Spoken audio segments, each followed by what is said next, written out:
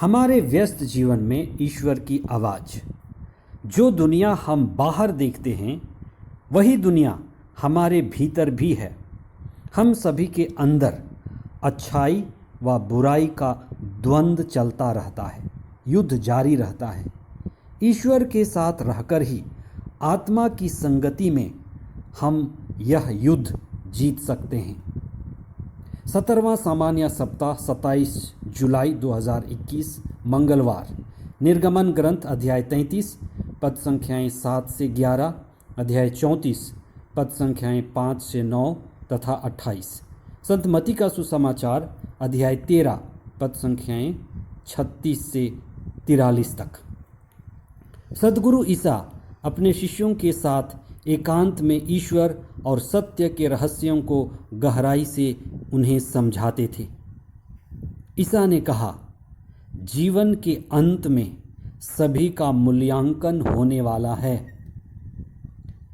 हम प्रतिदिन और प्रतिपल जो भी चुनाव करते हैं, अच्छे का चुनाव करते हैं या बुरे का चुनाव करते हैं, ईश्वर का चुनाव करते हैं व संसार का चुनाव करते हैं, हमारे हर दिन हर पल के चुनाव में ही हमारी जिंदगी बनती है या बिगड़ती है। हमारा इस दुनिया में जीवन छोटा है, अतः अंतिम व मृत्यु को ख्याल करके हमें होशपूर्ण जीवन बिताना है। जो दुनिया बाहर अच्छाई और बुराई से भरी है, दुनिया अच्छे और बुरे लोगों का संगम और मिश्रण है।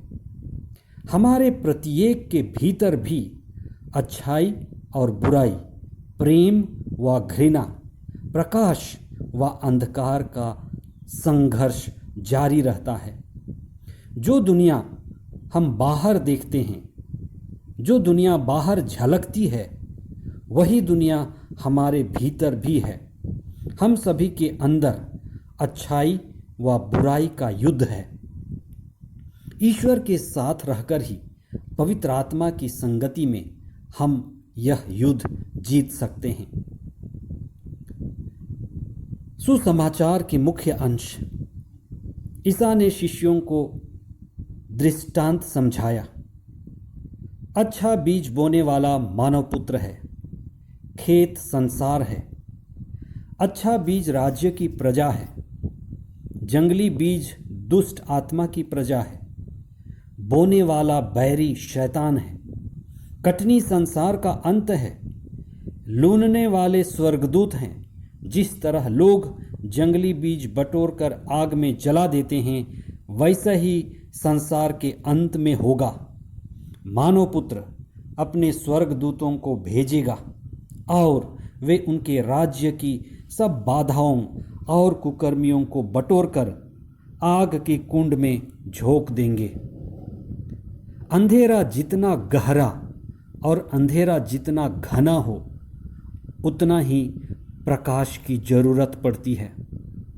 सद्गुरु और मुक्तिदाता यीशु हमारे लिए प्रकाश और स्वर्ग की ज्योति बनकर आए। उनकी शिक्षा सुनने और उस पर मनन चिंतन करने से जो मुक्ति का प्रकाश शिष्यों को मिला, वही धार्मिकता हमें भी मिलती है। धार्मिकता यानी सत्य व ईश्वर के प्रति गहरी चेतना, अपनी मुक्ति और आत्मा की रक्षा की जागरूकता, जिससे हम अपनी आध्यात्मिक ऊंचाई की ओर बढ़ते हैं। नबी मूसा का कोई गुरु नहीं था, ईश्वर ही उनका गुरु था।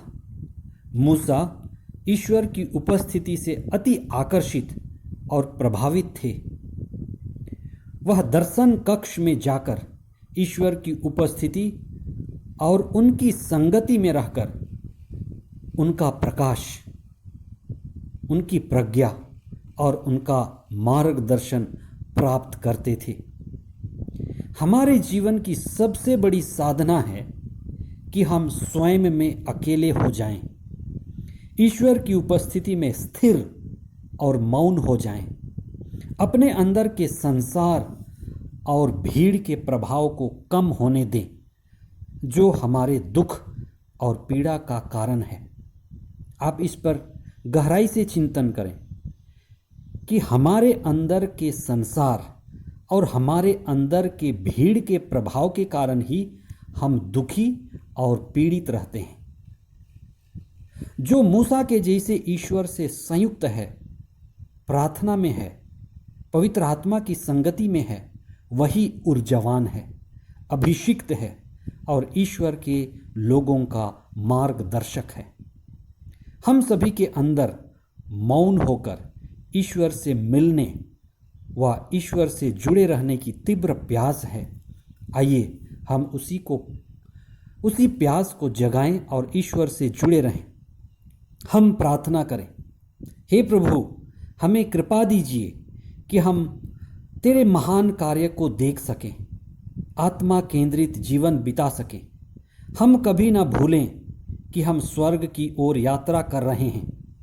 हमें आपसे मिलने और आपसे संयुक्त होने की कृपा सदा मिलती रहे और पवित्र आत्मा हमारी अगुवाई करे।